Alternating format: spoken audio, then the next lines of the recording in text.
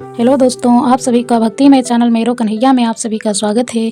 प्रेम से बोलो जय छठी मैया। दोस्तों, साल का सबसे पवित्र और अनुशासन वाला पर्व छठ पूजा 2025 आने वाला है।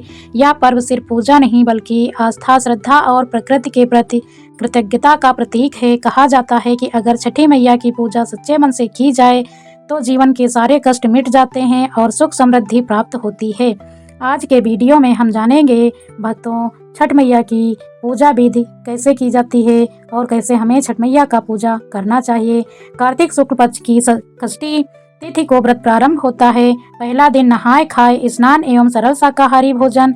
दूसरा दिन खरना, उपवास के बाद शाम को खीर रोटी आदि प्रसाद में ग्रहण करना। तीसरे दिन संध्या अर्घ, डूबते हुए सूर्य को अर्घ देना। चौथे दिन प्रातःकालीन अर्घ, उगते सूर्य को अर्घ देना एवं व्रत का पारण। छठ पूजा की पूरी पौराणिक कथा के बारे में आइए भक्तों सभी लोग जानते हैं।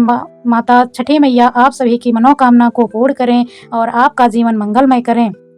इसके करने से लाभ और सावधानियां क्या क्या हैं आइए जानते हैं, और वह बातें जो छठ के व्रत को इतना विशेष बनाती हैं। तो चलिए शुरू करते हैं इस आस्था और अनुशासन के पर्व की दिव्य कहानी। बहुत समय पहले की बात है। राजा प्रियव्रत और उनकी पत्नी मालिनी को कोई संतान नहीं थी। उन्होंने संतान प्राप्त करने के लिए यज्ञ कराया। यज्ञ के बाद जब पुत्र हुआ तो वह अमृत पैदा हुआ। भक्तों, राजा और रानी अत्यंत दुखी हुई। तभी आकाश से देवी प्रकट हुई। वही थी देवी छठी मैया, जिन्होंने हम आज छठी मैया के नाम से जानते हैं। उन्होंने कहा, राजा, अगर तुम मेरी विधिवत पूजा और व्रत करोगे तो तुम्हें पुत्र रत्न की प्राप्त होगी।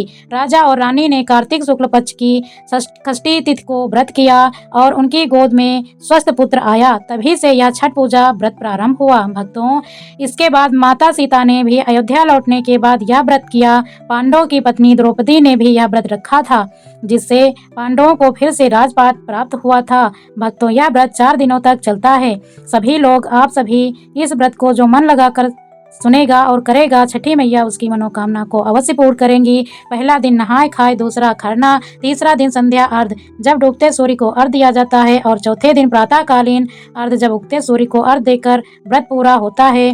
छठ व्रत में शुद्धता, संयम और श्रद्धा सबसे जरूरी होती है। व्रती नमक, लहसुन, प्याज नहीं खाते हैं और पूरी तरह से सात्विक भोजन करते हैं। यह व्रत हमारे शरीर और मन दोनों को शुद्ध करता है। यही कारण है कि इसे सबसे कठिन लेकिन सबसे फलदायी व्रत माना जाता है। इसके लाभ क्या हैं और इसमें सावधानियां क्या क्या रखनी चाहिए, आइए भक्तों जानते हैं। छठ पूजा करने से व्यक्ति को संतान, सुख, आरोग्य और समृद्धि प्राप्त होती है। यह पूजा सूर्य उदय और षष्ठी देवी के प्रति कृतज्ञता का प्रतीक है। भक्तों, इस पूजा पाठ को करने से हमारे परिवार में सुख शांति बनी रहती है और मानसिक एकाग्रता बढ़ती है। भक्तों, जिसके संतान नहीं होती हैं वो लोग भी छठ मैया का यह पूजा व्रत सावधानी पूर्वक करते हैं। उन्हें संतान की प्राप्ति होती है, स्वस्थ लाभ और ऊर्जा प्राप्त होती है, घर में सकारात्मक ऊर्जा और समृद्धि आती है। और आइए, इससे हानि या सावधानियां क्या क्या रखनी चाहिए। बिना श्रद्धा और नियम तोड़कर व्रत करना अशुभ हो सकता है। गंदे स्थान पर अर्घ या पूजा करना व्रत के फल को घटा देता है। कमजोर स्वास्थ्य वाले लोग चिकित्सक से सलाह लेकर ही कठोर व्रत करें। तो दोस्तों, यह थी छठ पूजा 2025 की पौराणिक कथा, लाभ, हानि और पूजन विधि की पूरी जानकारी। अगर यह वीडियो अच्छा लगा हो तो लाइक और कमेंट करें। भक्तों, चैनल को सब्सक्राइब करना ना भूलें और कमेंट बॉक्स में जय हो छठी मैया अवश्य लिखें। ऐसे ही धार्मिक और सांस्कृतिक वीडियो पाने के लिए चैनल को सब्सक्राइब करना ना भूलें। थैंक यू सो मच, और घंटी प्रेस करें जिससे अगली वीडियो आप तक सबसे पहले पहुँचे।